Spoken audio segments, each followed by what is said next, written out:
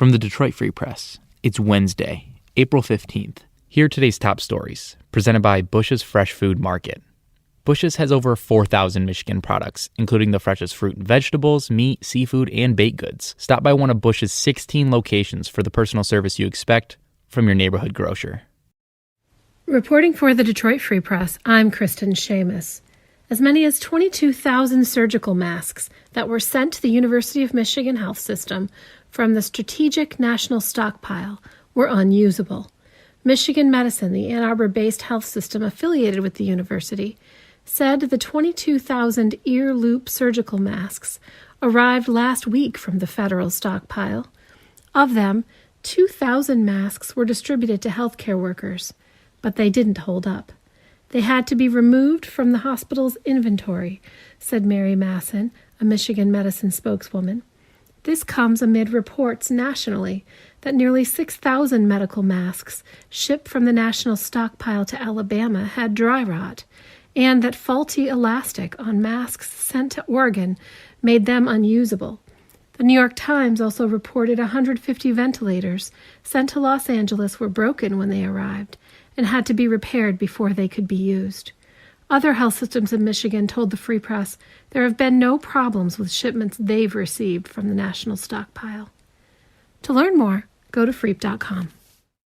This is Todd Spangler, Washington correspondent for the Detroit Free Press.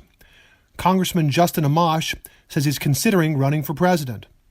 The West Michigan independent and former Republican went on Twitter Monday night and said he's thinking about it. He says voters who believe in limited government need a choice to Donald Trump in November.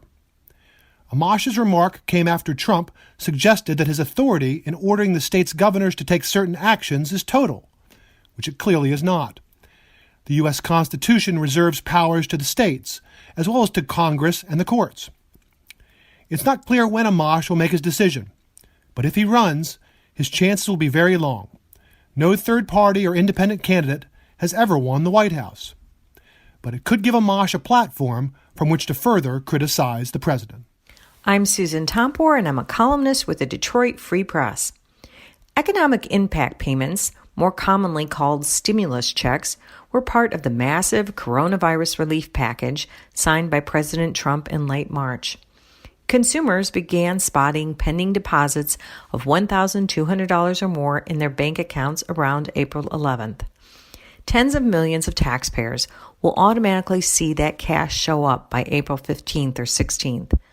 What happens if you don't see the money? The IRS will be introducing a new online tool called Get My Payment this week. The goal is to provide you a way to give the IRS direct deposit information if necessary and give you a way to track payments. See irs.gov/EIP. Remember, when you actually get your money will vary. I'm Susan Solaski, food writer for the Detroit Free Press. A meat shortage could be looming. As some food workers across the U.S. fall ill from COVID-19, some processing plants are closing. Smithfield Foods, a large pork processor, closed a facility in South Dakota after it was linked to more than 200 COVID-19 cases. With these closures come worries about price increases and shortages. Tyson Foods and beef processor JBS have also closed some facilities because of workers sick with COVID-19. Smithfield's CEO warned by shuttering plants, it's pushing the country's meat supply close to the edge. The United Food and Commercial Workers Union, representing workers in food and retail, says 30 members have died from COVID-19, and more than 3,000 are not at work because they are sick or have been exposed to the virus. The union president says the pandemic presents a clear and present danger for its workers and the nation's food supply. This is Omari Sankofa II from the Detroit Free Press. Ypsilanti Lincoln phenom Emoni Bates made history Tuesday morning when he became the first sophomore to win the Gatorade National Boys Basketball Player of the Year award. It wasn't a surprising accomplishment by any means, even though it's the most prestigious award a high school basketball player can win. At 16 years old, Bates is widely considered to be the best high school basketball player in the country. He's drawn comparisons to Kevin Durant due to his size, shooting prowess, and ball handling ability. It was only a matter of time before he earned his first Gatorade award. The accomplishment is the latest in a series of milestones for the 6'9" forward. Last March, he led the Rail Splitters to their first state championship in school history. In November, he made the cover of Sports Illustrated. At the age of 16, he's so ahead of the curve that some people believe he's already good enough to play in the NBA. Celtics forward Jason Tatum presented the award to Bates on Tuesday via a phone call.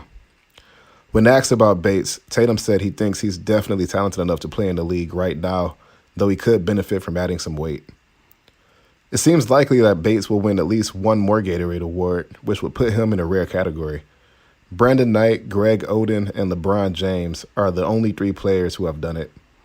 If Bates stays in high school through the 2021-22 season, he'll have a chance to become the first player to win it 3 times.